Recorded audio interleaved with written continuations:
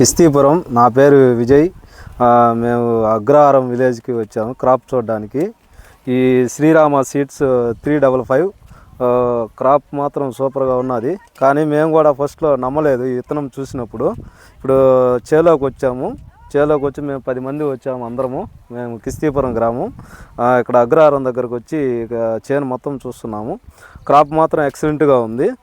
ఈ విత్తనం ఈ కాయ సైజు సూపర్గా ఉంది. చూపాను, కాయ సైజు సూపర్గా ఉంది. ఏం ఇబ్బంది లేదు. నల్లిని కూడా తట్టుకున్నది. ఏ ఇబ్బంది కూడా ఏం లేదు. చెట్టు నిండా కాపే, ప్రతి చెట్టు సూపర్గా ఉంది. మాది వింజమూరు మండలం. మేము కూడా కొత్తగా వచ్చాము చూసేదానికి. ఈ చెట్టు ఒకసారి చూడండి ఎట్లా కాసిందో. కాపు కింది నుంచి పై దాకా అన్ని గుత్తులు గుత్తులుగా కాయలు ఉన్నాయి. ప్రతి ఒక్క చెట్టు చూడండి, ఏ చెట్టు కూడా.